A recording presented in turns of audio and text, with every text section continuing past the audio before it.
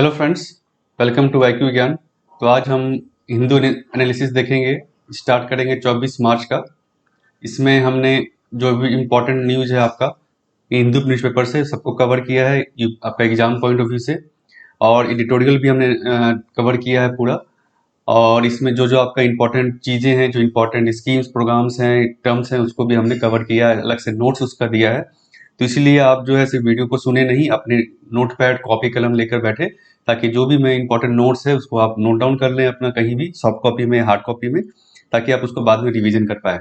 और इस चैनल को अगर आपने सब्सक्राइब नहीं किया तो जरूर सब्सक्राइब कर लें और बेल नोटिफिकेशन दबाएं, ताकि आने वाली वीडियो जो है आपको नोटिफिकेशन आ जाए। तो आइए फ्रेंड्स स्टार्ट करते हैं। तो जो पहला आपका न्यूज़ है फ्रंट पेज का, as cases rise government gives note to inoculate all over 45 from April 1। तो ये बेसिकली कल कैबिनेट का डिसीजन आया था कि अबव द एज ऑफ 45 से ज़्यादा साल के जो लोग हैं उनको बिना उनका कोई मॉर्बिडिटीज नहीं भी है, इरेस्पेक्टिव ऑफ कोई मॉर्बिडिटीज, यानी कोई और बीमारी नहीं है, संगीन बीमारी नहीं है, तो उन सभी लोग को वैक्सीनेशन करा पाएंगे 1 अप्रैल से। तो 1 अप्रैल से जो भी 45 साल से ऊपर के लोग हैं वो अपना वैक्सीनेशन कराएं कोविन ऐप पे रजिस्टर करके। अभी जो क्या था, अभी सिर्फ जो गवर्नमेंट स्कीम में था कि 60 साल से ऊपर कोई भी लोग करा सकते हैं, और 45 साल से ऊपर, लेकिन जिनको की कोई और बीमारी, ऐसी बीमारी हो जैसे कि ना डायबिटीज, हाइपरटेंशन, तो उनको एक सर्टिफिकेट लेके जाना पड़ता था डॉक्टर से लिखा करके कि भाई उनको एक कोमॉर्बिडिटी है, इसलिए वैक्सीनेशन वो लगा सकते हैं। तो अब इस कंडीशन को हटा दिया गया है। अब आप 45 साल से ऊपर है तो आप वैक्सीनेशन करा सकते हैं। तो ये बेसिकली अलग अलग कंट्री में कितना कितना डोजेज दिया गया है, उसका एक डेटा है। इंडिया की बात करें तो तकरीबन 5 करोड़ डोजेस को दिया जा चुका है। और पर पर्सन, लेकिन अब पर 100% बात करें हम तो थोड़ा कम है, अभी हमारा 3.54 है, जिसको कि गवर्नमेंट इस कारण से बढ़ाना चाह रही है। इसके लिए आपको बेसिकली तो ये जो एज क्राइटेरिया 45 साल से ऊपर, मतलब 1977 1 जनवरी के पहले आपका जन्म हुआ हो तब आप इसमें एलिजिबल है। और आपको कोविन ऐप से आपको रजिस्टर कराना होगा, कोविन सॉफ्टवेयर से, जैसा कि अभी भी चल रहा था। तो कोविन ऐप आपने बहुत बार सुना होगा, तो इसको मैं थोड़ा एक्सप्लेन कर दूं ये है क्या। इसका फुल फॉर्म या अलग नाम हम कहें तो Covid vaccine intelligent intelligence network, थी इसका एक तरह से ना कहा जाता है इसको। ये ministry of health and family welfare के अंदर आता है। ये प्लेटफॉर्म बेसिकली पहले भी जो अलग एक प्लेटफॉर्म था, कोविड करके हो गया है, तो इसी तरह का प्लेटफॉर्म जो है पल्स पोलियो और अदर इम्यूनाइजेशन प्रोग्राम के लिए गवर्नमेंट ने यूज किया था पहले। अब इस प्लेटफॉर्म को बेसिकली डिजिटाइज करने के लिए पूरी तरह से मिनिस्ट्री ऑफ EIT का हेल्प लिया गया है। साथ ही साथ NIC जो है इसका बैकएंड देखती है। बैकएंड यानी कि जो टेक्निकल पार्ट है पीछे का, कैसे करना, डिजाइन क्या करना है, क्या उसमें चेंजेस लाने हैं, वो सारा कुछ मिनिस्ट्री ऑफ IT और NIC इसको देखती है। तो ये बेसिकली ऐप के बारे में हो गया, या सॉफ्टवेयर आप जो कह लें। तो प्रीलिम्स पॉइंट ऑफ व्यू से आप इसको याद रखें कि ये कौन कौन सी एजेंसी या मिनिस्ट्री जो है इसमें इन्वॉल्व है। नेक्स्ट आपका आर्टिकल है फ्रंट पेज पर ही, refund penal interest on EMI, Supreme Court direct lenders. तो ये बेसिकली जो पिछले साल 6 महीने के लिए मोरिटोरियम दिया गया था RBI की तरफ से, गवर्नमेंट की तरफ से, ये आपका जो EMI इंटरेस्ट आप नहीं चुका सकते, उसमें आपको अलाउ है कि आप दे न दें, और उसमें इंटरेस्ट का मोरिटोरियम दिया गया था। तो उस पर बेसिकली सुप्रीम कोर्ट ने डायरेक्ट किया है इंस्टीट्यूशंस को, बैंक को, कि आप जो अमाउंट है कंपाउंड इंटरेस्ट का, इंटरेस्ट जो आपने लिया है on EMI for loans during period of moratorium, जो कि 1 मार्च से लेकर 31 अगस्त तक था, उसको आप रिफंड करें। थी बहुत दिन से डिसीजन पेंडिंग था, जिसके बाद ये काफी रिलीफ मिला है लोगों को भी और बैंक्स को भी। तो इन कोर्ट ने बेसिकली लेकिन कहा है कि there shall be no change in interest on interest, compound interest और penal interest for the period. इस पीरियड के लिए कोई चेंज नहीं होगा। और इन्होंने बेसिकली ये कहा कि 6 should be given as credit और adjusted in the next instalment. तो आपको जो लौटाना है उसका तो आप क्रेडिट दे दें उसको, या तो फिर नेक्स्ट जो EMI उनका बनता है उसमें आप एडजस्ट कर ले। ये चीज इन्होंने कहा है बेसिकली। लेकिन when the payment of installation already been deferred during the moratorium, what was the need to burden the borrowers already reeling in financial loss of pandemic। तो इसको जरूरत क्या थी बैंकों को, उन्होंने बोला बेसिकली। और उस समय अक्टूबर में इस कोर्ट में आया था ये कि had stopped banks and lenders from declaring accounts of borrowers as NPA। तो बहुत सारे कोर्ट बैंक ने क्या किया था, बोरोवर्स का जिन्होंने लोन नहीं दिया ईएमआई नहीं दिया, उनको एनपीए में डाल दिया था, तो उसको कोर्ट ने स्टॉप कर दिया था। फाइनल जजमेंट अभी आया है। और गवर्नमेंट स्कीम टू रिस्ट्रिक्ट, उसके बाद गवर्नमेंट का जो स्कीम था, ये मैं बता दूं, आगे मैं दिखाऊंगा आपको, कि वो लिमिटेड था कुछ सेक्टर्स के लिए, जैसे कि MSME, education loan, housing loan, consumer durables, credit card, auto, personal और कंजम्पशन कैटेगरी, इन सेक्टर्स में ही ये लिमिटेड था, ये लोन कैटेगरी में ही। और वैसे लोन आपका टोटल लोन लिमिट जो है वो 2 करोड़ से ऊपर नहीं होना चाहिए। ये गवर्नमेंट की स्कीम जो थी उसमें लगाया गया था। तो बेसिकली कोर्ट ने कहा कि इसका क्या रेशनल, हमें समझ में नहीं आता, ये सही नहीं है कि 2 करोड़ तक आपने लिमिट क्यों किया है, सभी को मिलना चाहिए ये चीज। तो ये जो बेसिकली स्कीम था उसका मैंने करना पुराना न्यूज़पेपर कटिंग है उसको रखा है यहाँ पर। ये 1 मार्च से 31 अगस्त तक था पिछले साल। और ये जो है लोन्स, जैसे हमने अभी देखा कि ये लोन कवर थे, इसमें कंडीशन क्या था कि एग्रीगेट जितना भी आपका आउटस्टैंडिंग लोन है वो 2 करोड़ से कम होना चाहिए। Eligible borrowers will get benefit irrespective of whether they avail moratorium और नॉट। तो आपने लिया है नहीं लिया, आपको बेनिफिट मिलेगा। तो ग्रीवांस रिड्रेसल के लिए कहा गया था इस बैंक्स को। और government will reimburse banks and NBFC. तो और जो इनको जो प्रॉब्लम होगा, इनका जो इंटरेस्ट जाएगा, वो गवर्नमेंट इसको रिइंबर्स करेगी।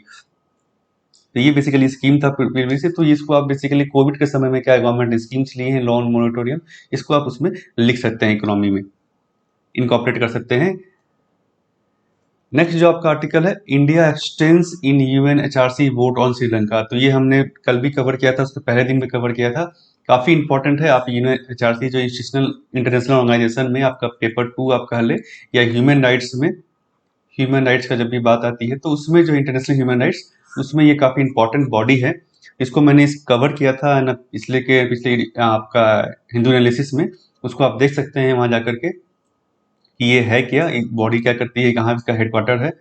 तो इंडिया ने बेसिकली श्रीलंका के अगेंस्ट बेसिकली इन्होंने पहले भी रिजोल्यूशन आया था यूएनएचआरसी में, अभी फिर आया है कि जो वॉर क्राइम्स बेसिकली जो उस समय जो एलटीटी के अगेंस्ट में गवर्नमेंट ने अपना वॉर छेड़ा था एक तरह से, उनको हटाने के लिए उस समय कुछ ह्यूमन राइट्स वायलेशन हुए, ऐसा यूएनएचआरसी का मानना है। तो उसके अगेंस्ट में यहाँ पर बेसिकली रिजोल्यूशन था कि श्रीलंका को अपना जो है रिपोर्ट देना होगा, जो एविडेंस देने होंगे, यूएनएचआरसी एविडेंस कलेक्ट कर सकता है, ये सारी चीजें इस रिजोल्यूशन में कही गई है। Resolution on promoting reconciliation, accountability and human rights in Sri Lanka, ये रिजोल्यूशन का नाम है। इसमें बेसिकली इंडिया ने वोट नहीं किया, मतलब एब्सटेन हो गया वोटिंग से। तो इंडिया का वोट एक तरह से काउंट नहीं हुआ, ना ही इंडिया ने पक्ष में वोट दिया, ना ही विपक्ष में वोट दिया, बेसिकली एब्सटेन हो गया।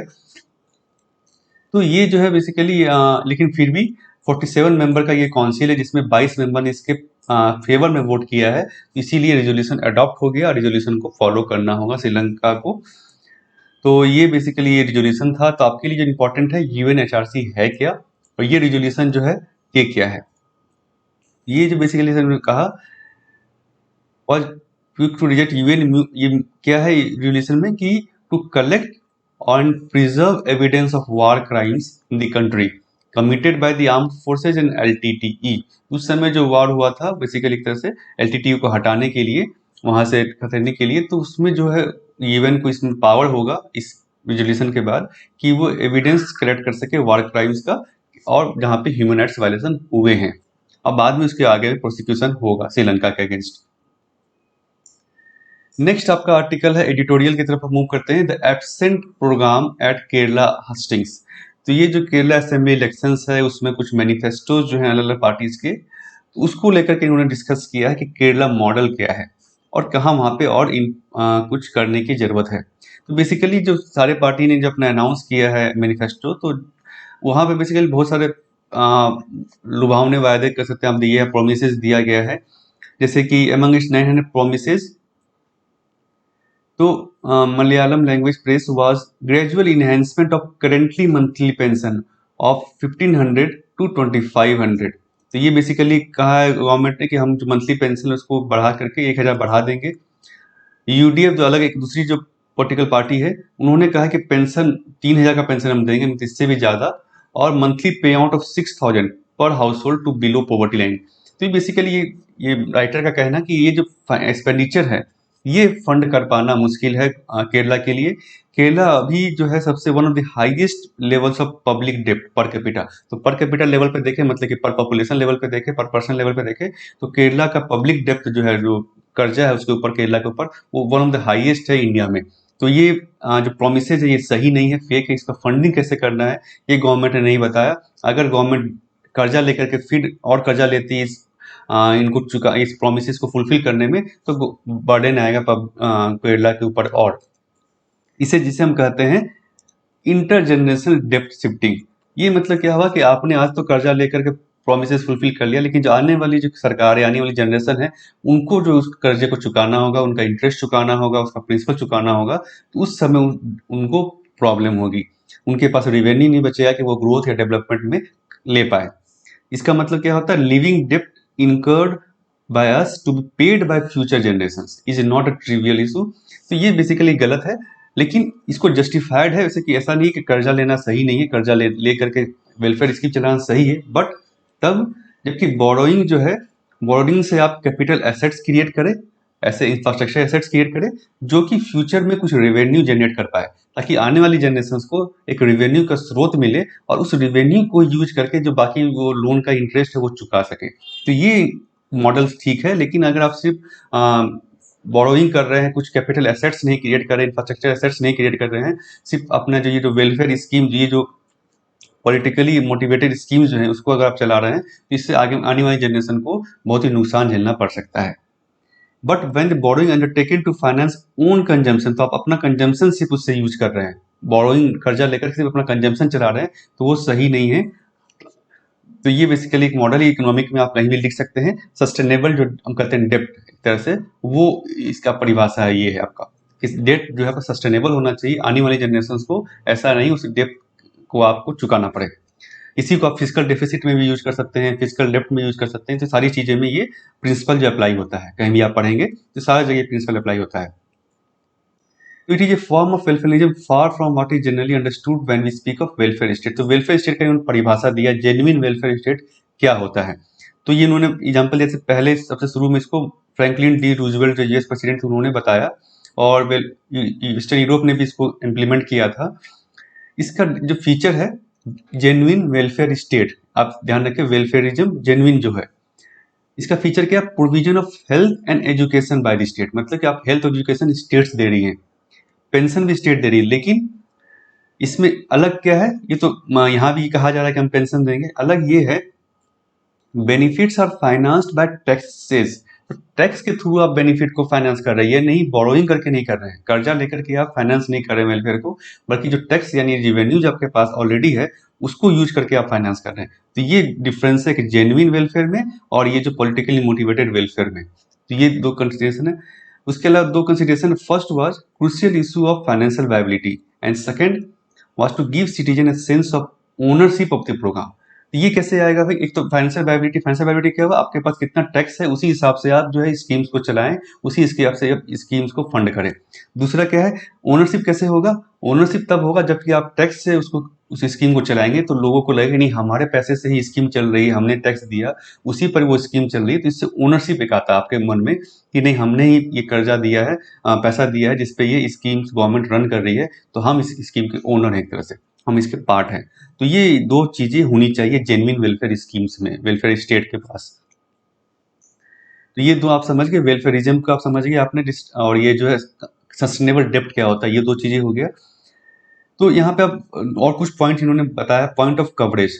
State has one of the highest percentage of children in private school and out of pocket expenditure on health in India. तो ये केरला में देखा गया, केरला के स्पेसिफिक जो बताया जा रहा है इसमें।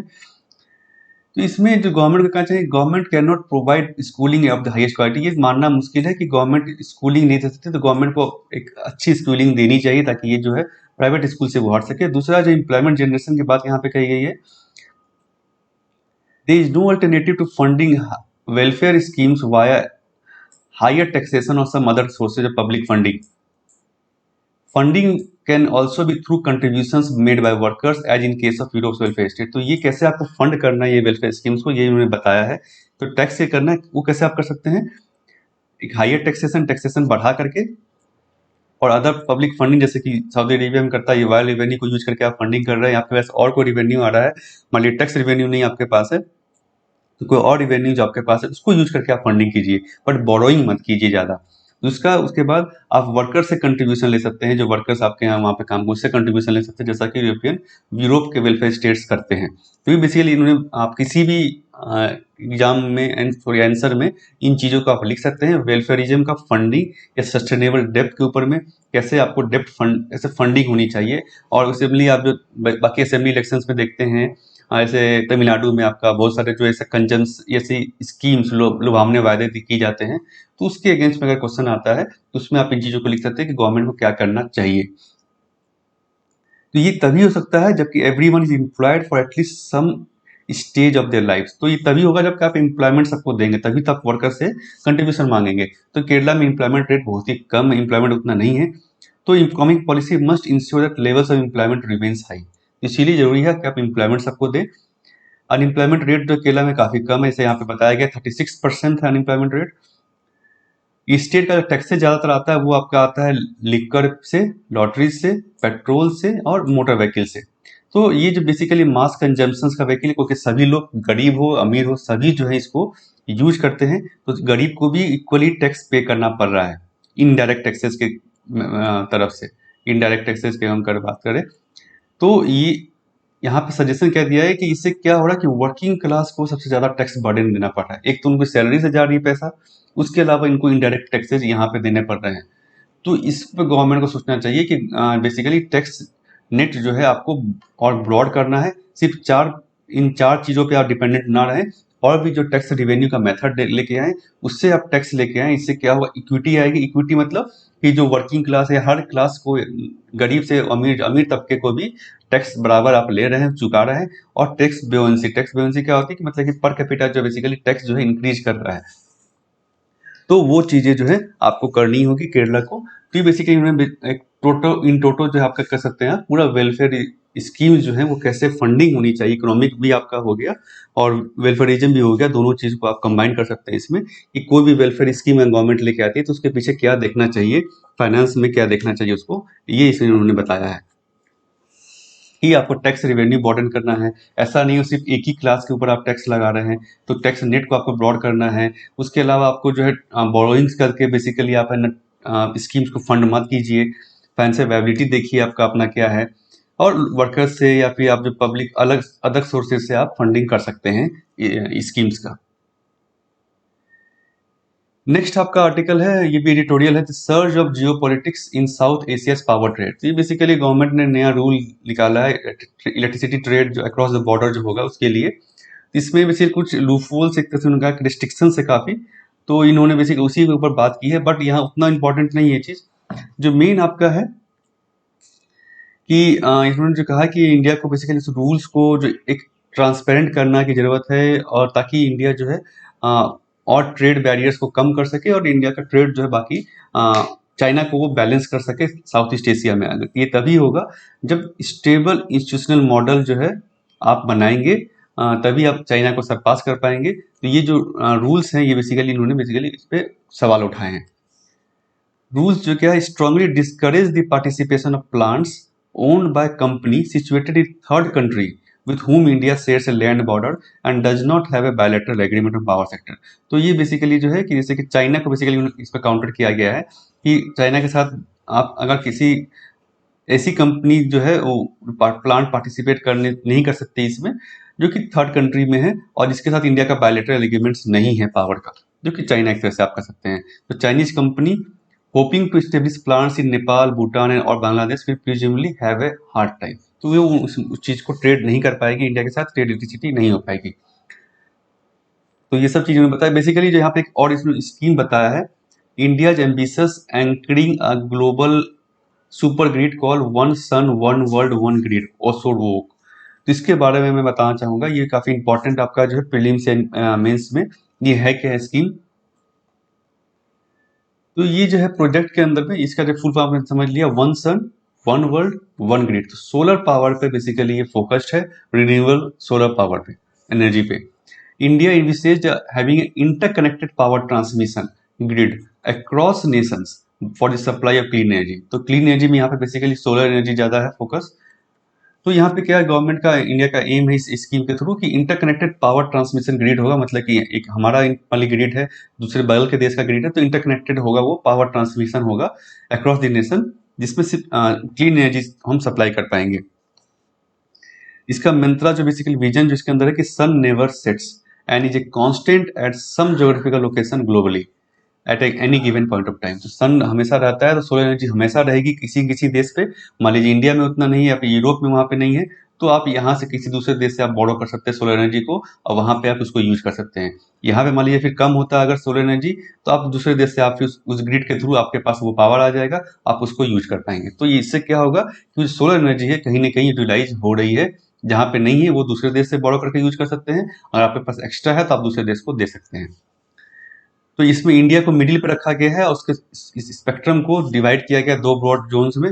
फार ईस्ट हो गया, जिसमें कि आपका म्यांमार आ गया, वियतनाम आ गया, थाईलैंड, लाओस, कंबोडिया जैसे देश आ गए, और फार वेस्ट में जैसे मिडिल ईस्ट और अफ्रीका रीजन आ गया। तो इनको बेसिकली कनेक्ट किया जाएगा ग्रिड्स के थ्रू। इसमें जो बॉडी है पेरेंट हमारी मिनिस्ट्री ऑफ न्यू एनर्जी है, जिसको प्रोजेक्ट को देख रही है, और ये वर्ल्ड बैंक के साथ असिस्टेंट के साथ इसको रखा गया है इस प्रोजेक्ट को। इसका इम्प्लीमेंटेशन की अगर बात करें तो इसको 3 फेजेज में इम्प्लीमेंट करने की बात कही गई है। पहले फेज में मिडिल ईस्ट, साउथ एशिया और साउथ ईस्ट एशिया को इंटरकनेक्ट किया जाएगा। सेकेंड फेज में solar and other renewable energy resource rich regions will be interconnected, जो अदर रिसोर्स रिच रीजन है रिन्यूएबल एनर्जी के। तीसरे फेज में ग्लोबल इंटरकनेक्शन, सारे देश को जहां जो जो मतलब कि पार्टिसिपेट करेंगे इस ग्रिड के अंदर कनेक्ट करने के लिए। और इसका बेनिफिट की अगर मैं बात करूँ तो बेनिफिट आपको समझ सकते हैं इसमें कि एक तो इन्वेस्टमेंट इसमें रिन्यूएबल एनर्जी में और बढ़ेगा, जो कि पेरिस क्लाइमेट चेंज है या बाकी जो इसकी ग्लोबल क्लाइमेट चेंज है उसका फायदा होगा सबको। और इसके बाद utilising skills, technology and finances, क्योंकि ग्लोबल कंट्रीज कनेक्ट होंगी तो स्किल्स आप एक दूसरे देश का फाइनेंस जो इसको आप यूटिलाइज कर पाएंगे। प्रॉपर इंटीग्रेशन होने पर रिड्यूस प्रोजेक्ट कॉस्ट कम हो जाएगा, क्योंकि बाकी सारे देश अगर जुड़ जाएंगे इससे इफिशियंसी बढ़ेगी। और इंक्रीज एसेट यूटिलाइजेशन, जो मान लीजिए किसी देश का एसेट्स है, आप सोलर एनर्जी प्रोड्यूस कर रहे हैं बट उसको यूज नहीं कर पा रहे हैं, तो उसको आप किसी देश को ट्रेड कर सकेंगे, किसी देश को आप बेच सकेंगे, तो ये सब एसेट यूटिलाइजेशन और अच्छा होगा। इसके अलावा पॉवर्टी एलिवेशन में इम्पैक्ट होगा, क्योंकि इलेक्ट्रिसिटी बहुत ही इंपॉर्टेंट बेसिक नेसेसिटी है। और किसी देश में इलेक्ट्रिसिटी नहीं है तो वहाँ पे बिजनेस मॉडल नहीं होगा आपका, वहाँ पे कंपनियां नहीं आएंगी, वहाँ पर बेसिकली बेसिक नेसेसिटी जो आपका वो नहीं फुलफिल हो पाएगा। तो इसलिए पॉवर्टी एलिवेशन में हेल्प होगा। उसके अलावा mitigating water sanitation, food, other socio economic challenges. तो इलेक्ट्रिसिटी का एक बहुत बड़ा इम्पैक्ट है, आप जानते हैं बेसिक नेसेसिटी है ग्रोथ के लिए, तो इन सभी चीज़ों पे वो इम्पैक्ट करेगी। इस ग्रिड के का बेनिफिट होगा एक तरह से। नेक्स्ट आपका एडिटोरियल ही है करेक्टिव वॉइस। ये बेसिकली जो अभी सुप्रीम कोर्ट ने गाइडलाइंस दिया है जुडिशियरी बाकी कोर्ट्स को कि आप केसेस ऑफ सेक्सुअल क्राइम्स में आपका क्या वर्डिंग होना चाहिए, आपका क्या वक्तव्य होना चाहिए, उस पर कुछ कंस्ट्रेन लगाया है। ये इसीलिए क्योंकि अभी हमने कुछ केसेस देखा था, जैसे कि मध्य प्रदेश हाई कोर्ट ने अभी एक अपना जो जजमेंट दिया था उसमें कहा था कोर्ट ने, जज ने, कि राखी आप न बांधे न जो सेक्सुअल एक्यूज ऑफेंडर पे कहा था जो वीमेन को, और ताकि आपको तभी आपको बेल मिलेगा। तो ये सब इस पर सुप्रीम कोर्ट ने आपत्ति जताई है, बाकी लोगों ने भी कहा था ये सही नहीं है। इसके अलावा जो basically chief justice of India का एक रिमार्क आया था जो बाद में उन्होंने अपना कहा था कि सही नहीं है, मिसकोट किया गया है। उन्होंने रिमार्क जो आया था कि asked the एलिज्ड rapist lawyer, rapist का जो लॉयर था उसको उन्होंने कहा था कि आप पूछे अपने क्लाइंट से क्या वो शादी करेगा अपने विक्टिम से। तो ये सब बेसिकली बाद में उन्होंने कहा था मुझे मिसकोट किया गया, मैंने ऐसा नहीं कहा था। तो इन सब चीज़ों के बाद बेसिकली सुप्रीम कोर्ट ने कुछ गाइडलाइन कहा है। 2 जज का बेंच है, justice AM Khanwilkar and S Ravindra Bhat. इन्होंने क्या कहा है, सभी कोर्ट को एक डायरेक्शन दिया है कि रिफ्रेम फ्रॉम इम्पोजिंग मैरिज और मैंडेट्स। तो ये सब आप इम्पोज ना करें, जैसे मैरिज का हो गया, राखी का हो गया अलग, any compromise between sex offender and his victim. तो ये आप नहीं करना है आपको कि आप कुछ कॉम्प्रोमाइज करें। कॉम्प्रोमाइज करने के लिए नहीं, आपको जजमेंट देना होगा आपको कि क्या उन्होंने ऑफेंड किया है और क्या पनिशमेंट होना चाहिए। इसके अलावा इन्होंने बेसिकली इस ना जो बैंकॉक का एक गाइडलाइन है उसको कोट किया यहाँ पर, बैंकॉक जनरल गाइडेंस फॉर जजेस on applying a gender perspective in south East Asia. तो ये जो है ये पर्सपेक्टिव, जेंडर पर्सपेक्टिव, इसको यहाँ पे कोट करके कहा है, बेंच ने लिस्ट किया है अवॉइडेबल स्टीरियोटाइप्स। तो स्टीरियोटाइप जो कि आपको जो वर्ड्स आपको यूज नहीं करने हैं जजमेंट में, जो कौन कौन से टर्म्स आपको ऐसे जजमेंट में यूज नहीं करना है, जैसे कि womens are physically weak, mens are head of household and must make all decisions related to family, women should be submissive and obedient. तो ये सब टर्मिनोलॉजी जो है, वर्ड टर्म्स जो आपको जजमेंट पे यूज नहीं करने हैं। तो ये इससे जेंडर पर्सपेक्टिव आपको दिखाना है सही कि जेंडर इक्वलिटी आपको करना है, और एक जज आपको जो डिसीजन लेना है कि क्या उन्होंने ऑफेंड किया है और क्या पनिशमेंट होनी चाहिए। To break the silence on bias against women everyone must take responsibility. तो ये जो बायस है, ये जो आपने देखा, ये आप वर्डिंग जो है बेसिकली बायस बताता है एक तरह से। जो टर्म है हमारा पेट्रियार्की बताता है इसमें। तो इस बायस को खत्म करने के सभी रेस्पॉन्सिबल है, specially institutions and those in important position, जैसे कि कोर्ट हो गए। तो इनका ज्यादा रिस्पॉन्सिबिलिटी बनता है कि बायस को कम करे सोसाइटी में। नेक्स्ट आपका जो एडिटोरियल है, an extra ordinary legislative miss adventure. ये बेसिकली जो अभी हम देख रहे हैं 2-3 दिनों से, जो पार्लियामेंट में जो government of national capital territory of India, territory of Delhi amendment bill जो गवर्नमेंट लेके आई है पार्लियामेंट में, जो ऑलरेडी लोकसभा से पास हो चुका है, राज्यसभा में उसको पेश किया गया है। तो इसके अपोजिशन में जो बेसिकली कहा जा रहा है कि बिल सही नहीं है, इससे जो है इससे दिल्ली का जो इलेक्टेड गवर्नमेंट है उसका पावर छीन जाएगी, और एक अपॉइंटेड जो मेंबर है, अपॉइंटेड पर्सन है, लेफ्टिनेंट गवर्नर, उसको आप सारा पावर दे रहे हैं एक चलाने में कैपिटल को। तो इसमें बेसिकली हमने पहले भी कवर किया 2-3 आर्टिकल में, 2-3 एनालिसिस में। तो ये बेसिकली इन्होंने पहले तो कहा है कि 239A जो दिल्ली को स्पेशल स्टेटस देता है, इसका इंटरप्रिटेशन सुप्रीम कोर्ट ने किया था 2018 में। इसका भी मैंने डिटेल बताया आपको प्रीवियस एनालिसिस में, उसको आप देख सकते हैं कि कोर्ट ने क्या कहा था। तो इसको बेसिकली राइटर कह रहे हैं कि इसका ये अपोजिट है जो कोर्ट ने कहा था। तो बिल में क्या है बेसिकली, ये यहाँ पे आप फिर से समझ ले। पहला, तो बिल ने कहा कि गवर्नमेंट का मतलब है, कहीं भी गवर्नमेंट रेफर होता है तो किसी भी कानून में उसका मतलब है लेफ्टिनेंट गवर्नर, ठीक है। दूसरा, लेफ्टिनेंट गवर्नर के पास पावर होगा कि जो बिल जो भी उनके पास आता है एसेंट करने के लिए असेंबली के पास होकर, उसको रिफ्यूज कर सकते हैं साइन करने से, या उसको रिजर्व कर सकते हैं कंसिडरेशन ऑफ प्रेसिडेंट के लिए। तीसरा और सबसे जो इंपॉर्टेंट है बेसिकली, जिसकी अपोजिशन किया जा रहा है, कि bill says before taking any executive action, कोई भी एग्जीक्यूटिव एक्शन लेने के पहले लेफ्टिनेंट गवर्नर का ओपिनियन जो है मैंडेटरी होगा। तो सेल बी ऑब्टेन, तो आपको लेना होगा असेंबली को। तो इस तरह से असेंबली की पावर जो है घटा दी गई है, लेफ्टिनेंट गवर्नर को ही पूरा पावर दिया गया है इस बिल में। अटेम्प्ट, तो ये राइटर कहना है कि लेजिस्लेटिवली ओवर रूल जजमेंट, 2018 का जजमेंट जो था सुप्रीम कोर्ट का, उसको ओवर रूल किया गया है। कोर्ट ने बेसिकली क्या कहा था, जो 2018 में मोटा मोटी क्या कहा था, पहला तो क्या था उन्होंने कि council of minister should keep lieutenant governor और इन्फॉर्म्ड ऑफ डिसीजन, मतलब आपको लेफ्टिनेंट गवर्नर को सिर्फ इन्फॉर्म करना डिसीजन का, उनसे कंकरेंस लेने की जरूरत नहीं है आपको। उसके अलावा उन्होंने कहा था कि जो प्रेसिडेंट को रेफर करने का जो पावर है लेफ्टिनेंट गवर्नर का, कि आप किसी बिल को रेफर कर सकते हैं प्रेसिडेंट को, ये एक्सेप्शन है। ऐसा नहीं कि आप हर मैटर को in every mechanical manner, every decision, her decision जो असेंबली लेती है उसको आपको हर डिसीजन को रेफर नहीं करना है। आप कुछ डिसीजन आपको लगता है इंपॉर्टेंट है, जिसमें कि प्रेसिडेंट का रेफरेंस होना चाहिए, उस चीज पे आप जो बेसिकली रेफर कर सकते हैं। He will be guided by the concept of constitutional morality and the question of prior concurrence is what out of question। तो प्रायर कंकरेंस जो अभी यहाँ पे बिल में रखा गया है लेफ्टिनेंट गवर्नर का, वो सही नहीं है, वो प्रायर कंकरेंस की जरूरत नहीं है। तो ये बेसिकली क्या था, सुप्रीम कोर्ट का जजमेंट जो था वो बेस्ड था idea of representative government governance and democracy, क्योंकि जो असेंबली जो चला रहे हैं, जो चीफ मिनिस्टर या काउंसिल मिनिस्टर, वो इलेक्टेड रिप्रेजेंटेटिव है। तो लोगों ने उनको चुना है, तो उनके ऊपर जब लोगों का बेसिकली वो रिप्रेजेंट कर रहे हैं, तो वो जो भी डिसीजन ले रहे हैं वो लोगों की तरफ से ले रहे हैं। लेफ्टिनेंट गवर्नर जो है एक अपॉइंटेड बॉडी है, अपॉइंटेड पर्सन है, तो उनका डिसीजन जो है वो लोगों का डिसीजन रिफ्लेक्ट नहीं कर रहा है। तो इसीलिए इन्होंने कोर्ट ने बेसिकली असेंबली को ज्यादा पावर दिया था एक तरह से। Elections would then become Dead Sea fruit, तो ये अगर ऐसा होता है तो इलेक्शन का कोई मतलब नहीं रहेगा, क्योंकि इलेक्ट करके आपने जो जिसको चुना है असेंबली को, जो मिनिस्टर्स को या एमएलएस को, उनके पास तो पावर ही नहीं कुछ करने के लिए, तो क्या फायदा इलेक्शन कराने का, लोगों को वोट देने का कोई फायदा नहीं है। Second, the voice of citizen could not go unrecognised, तो ये जो बेसिकली उनका जो वॉइस है वोट वोट के थ्रू, वो अनरिकॉग्नाइज हो जाएगा, ऐसा कोर्ट ने कहा था। इसीलिए बेसिकली असेंबली के पास जो है मेजर डिसीजन मेकिंग पावर होना चाहिए। लेफ्टिनेंट गवर्नर या गवर्नर जो है वो बेसिकली कंकरेंस या जो उनको इन्फॉर्म करना डिसीजन का, कुछ मैटर्स में वो चीज़ों को रेफर कर सकते हैं प्रेसिडेंट को। तो accountable to the voters of Delhi must have appropriate power. तो ये बेसिकली आइडिया ऑफ रिप्रेजेंटेटिव जो यहाँ पे कहा गया है, रिप्रेजेंटेटिव गवर्नेंस एंड डेमोक्रेसी, इसी के बेसिस पर है। इसके अलावा इन्होंने कहा to the outside world Delhi is India face, क्योंकि इंडिया कैपिटल है, दिल्ली कैपिटल है इंडिया का, तो एक फेस है।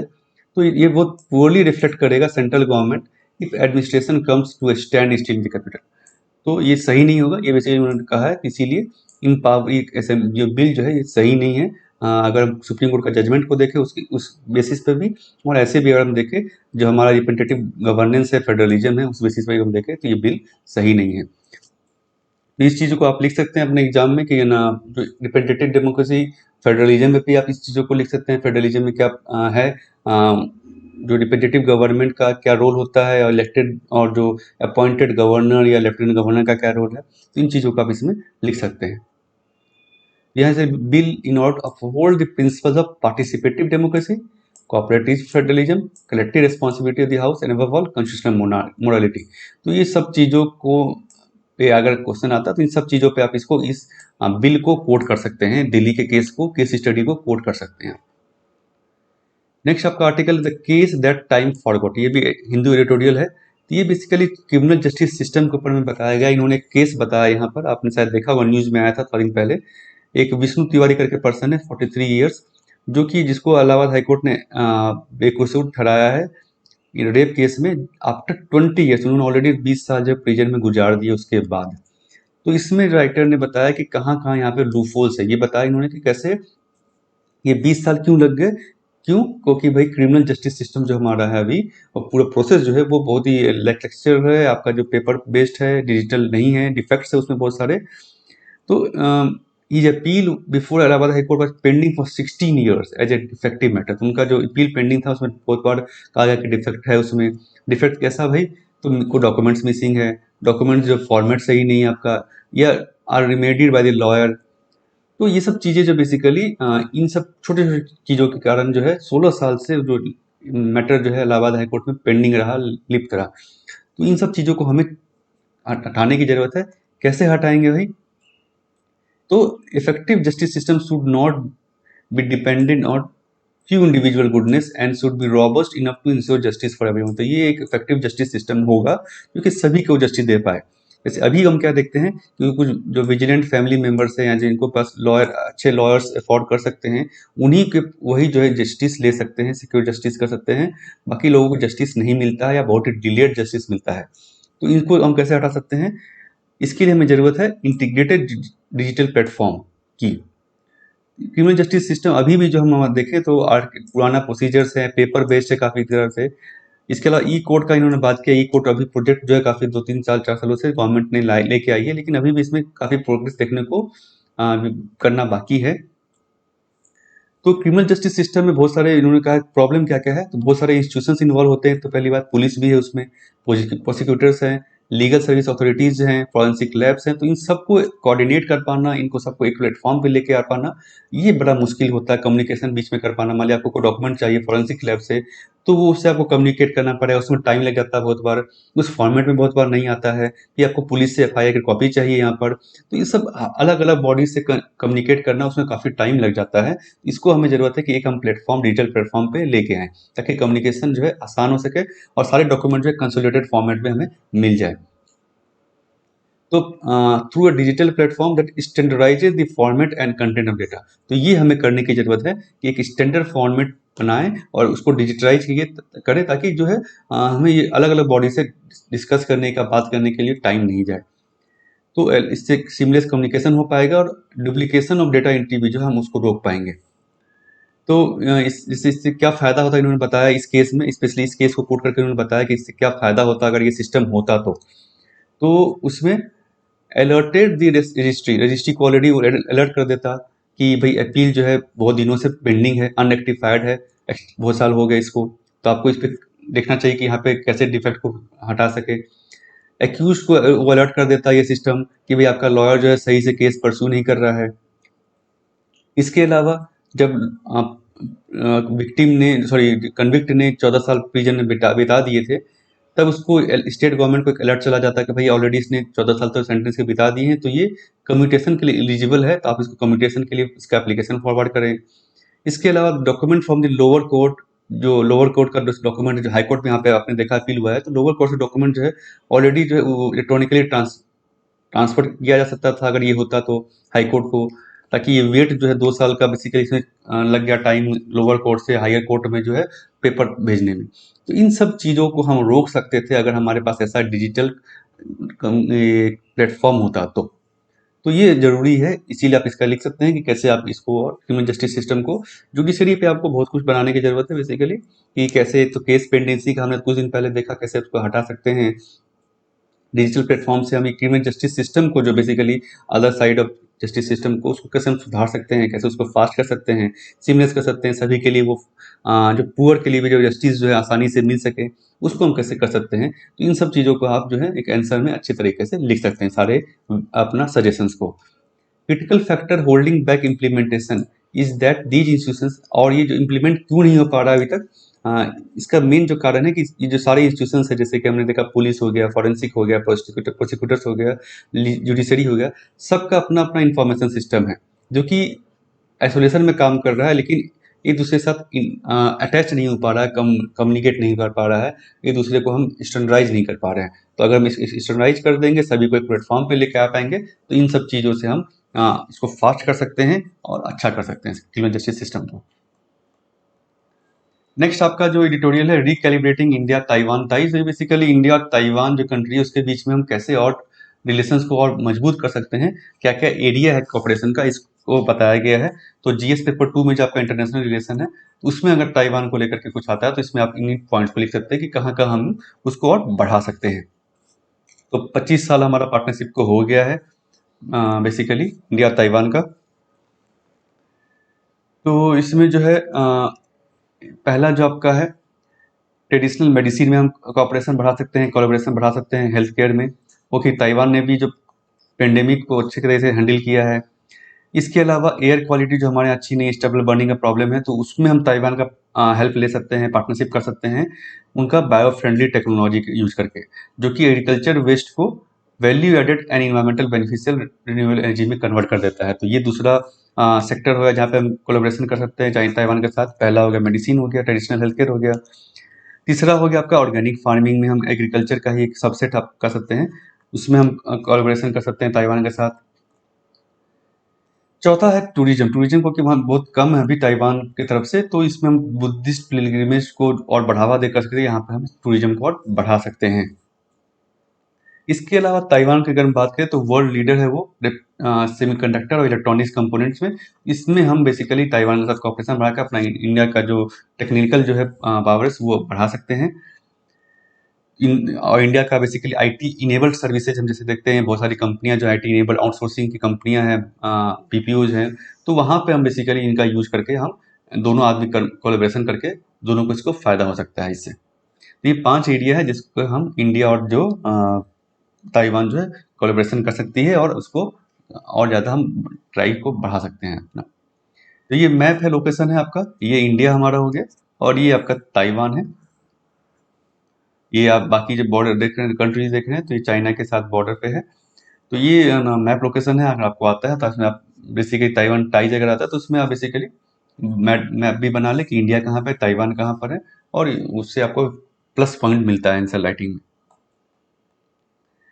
नेक्स्ट आपका आर्टिकल है no panchayat system in Assam tribal area. तो ये बेसिकली होम मिनिस्टर ने जो है लोकसभा में अपना सवालों का जवाब दिया था कि कोई पंचायत प्रपोजल नहीं है पंचायत सिस्टम इम्प्लीमेंट करने का 6 शेड्यूल एरियाज में आसाम के। तो 6 शेड्यूल एरिया क्या है, basically protect tribal populations and provide autonomy to communities through creation of autonomous district council. तो 6 शेड्यूल एरिया हमारे कॉन्स्टिट्यूशन में है, जिसमें कि जो है जो ट्राइबल एरिया जो है बेसिकली शेड्यूल ट्राइब्स एरिया जो है डोमिनेटेड एरियाज है, तो वहाँ पे उनको ऑटोनॉमी देने के लिए ताकि उनको एक ऑटोनॉमी रहे कि वो कैसे अपना एडमिनिस्ट्रेशन चलाए, उसके लिए ऑटोनोमस डिस्ट्रिक्ट काउंसिल का की इस्टेब्लिशमेंट का उसमें प्रोविजंस है। वो काउंसिल्स क्या कर सकते हैं, उनको काफ़ी पावर दिया गया है, वो कानून बना सकती है लैंड के ऊपर, पब्लिक हेल्थ के ऊपर, एग्रीकल्चर और अदर चीज़ों के ऊपर में। अभी की अगर हम बात करें तो 4 स्टेट्स में ऑटोनॉमस डिस्ट्रिक्ट काउंसिल में शेड्यूल एरियाज है पड़ते हैं, जो हमारे ये कॉन्स्टिट्यूशन में है, असम, मेघालय, त्रिपुरा और मिजोरम, ये 4 स्टेट्स हैं। इसमें 10 जो ऑटोनोमस काउंसिल्स टोटल एग्जिस्ट करता है। इसका यहाँ पे बेसिकली उन्होंने नाम भी दिया है, tribal area of North Cachar Hills, Karbi Anglong and Bodoland tribal area Assam में, ये 3 हो गए। मेघालय की बात करें तो Khasi hill, Jaintia hills, Garo hills Meghalaya में, ये 3 यहाँ मेघालय में हो गया। Tribal area in Tripura and Chakma, Mara and Lai district in Mizoram, तो 3 यहाँ पे मिजोरम में और 1 आपका हो गया त्रिपुरा में। 3 3 6 3 9 1 10, तो 10 टोटल ऑटोनोमस काउंसिल जो है अभी एग्जिस्ट करता है। तो ऑटोनोमस काउंसिल आपने शायद पॉलिटी में पढ़ा भी होगा, तो इसको मैं रिवाइड करा देता हूँ इस तरह से। ये 6 शेड्यूल एरिया क्या है? ये basically administration of tribal areas से डील करता है, जो कि हमने देखा अभी असम, मेघालय, त्रिपुरा, मिजोरम में पड़ते हैं। 10 हमने जो देखा अभी, ये किस आर्टिकल के अंतर्गत है? तो 244 आर्टिकल के अंतर्गत ये आता है। ये है ना शुरू असेंबली ने बेसिकली स्टार्टिंग में किया था, तो इसलिए safeguard the rights of tribal population, तो ट्राइबल पॉपुलेशन जो है उनका राइट्स बचाने के कि वो अपनी तरह से उस एरिया को एडमिनिस्ट्रेट कर सके, बाहर के लोगों के इंटरफेरेंस वहाँ पर नहीं हो, क्योंकि ट्राइबल लोगों का क्या होता है, अपना अलग कल्चर होता है, अपनी अलग पहचान होती है, लैंग्वेज सब होता है, तो उसको बचाने के लिए ये चीज़ इनको रखा गया था, इस प्रोविजन को। ऑटोनोमस डिस्ट्रिक्ट काउंसिल जो है, ये क्या है? बेसिकली डिस्ट्रिक्ट का बॉडी है, टू विच कॉन्स्टिट्यूशन ने उसको बहुत सारी ऑटोनॉमी दी है, पावर दिया गया है। गवर्नर जो इस स्टेट में, 4 स्टेट्स में, इनको भी एम्पावर किया गया है कि जो बाउंड्री है ट्राइबल एरिया का या फिर जो डिस्ट्रिक्ट काउंसिल्स का, उसको वो डिफाइन कर सकते हैं, मतलब बढ़ा सकते हैं, घटा सकते हैं, इसका नाम चेंज कर सकते हैं, जो भी कुछ है। तो ये गवर्नर के पास काफ़ी पावर दिया गया है। अगर हम पावर्स की बात करें ऑटोनोमस काउंसिल्स का, इनके पास सिविल और जुडिशियल पावर भी है कि पीटी केसेस जो है वो वहाँ पर डील कर सकते हैं। विलेज कोर्ट्स वहाँ हैं अभी, जो कि वहाँ पे नॉर्मल जो केसेस हैं उसको हियर कर सकते हैं, ट्राई कर सकते हैं। तो गवर्नर जो है वो स्पेसिफाई कर सकते हैं कि हाईकोर्ट का जुडिक्शंस क्या होगा इन एरिया को लेकर के, इस एरिया को लेकर के, ये गवर्नर के पास पावर है उनका जुडिक्शन बताने के लिए। उसके अलावा जो है, इसके अंदर अगर बड़ा एक डिस्ट्रिक्ट काउंसिल है तो उसके अंदर रीजनल काउंसिल्स भी बनाए गए हैं, क्योंकि एक एक रीजन को, एरिया को एडमिनिस्टर करने के लिए। ईच ऑटोनोमस डिस्ट्रिक्ट और रीजनल काउंसिल जो है वो बेसिकली 3 से ज़्यादा मेंबर वहाँ नहीं होते हैं, जहाँ पे 4 नॉमिनेटेड मेंबर होते हैं जो गवर्नर जिसको नॉमिनेट करते हैं, और बाकी जो मेंबर्स हैं वो इलेक्शंस के थ्रू आते हैं। इनका बेसिकली 5 साल का टर्म होता है एक तरह से, तो काफ़ी एक तरह से इलेक्टेड बॉडी और पावर के साथ इनको दिया गया है ऑटोनोमस काउंसिल्स को। नेक्स्ट जो आपका आर्टिकल है, Indus water panel holds meeting, तो ये बेसिकली जो परमानेंट इंदस कमीशन है उनका एक मीटिंग हो रहा है अभी 2 साल के बाद, 2-2.5 साल के बाद, 116th मीटिंग हम कहें तो। ये 2 हमारे कमीशन इंडस वाटर कमीशन के जो इंडियन मेंबर है और ये पाकिस्तान के जो मेंबर है। तो इंडस वाटर ट्रीटी क्या है, ये आपके लिए काफ़ी बार न्यूज़ में आता है, तो इसको मैं बता दूं आपको।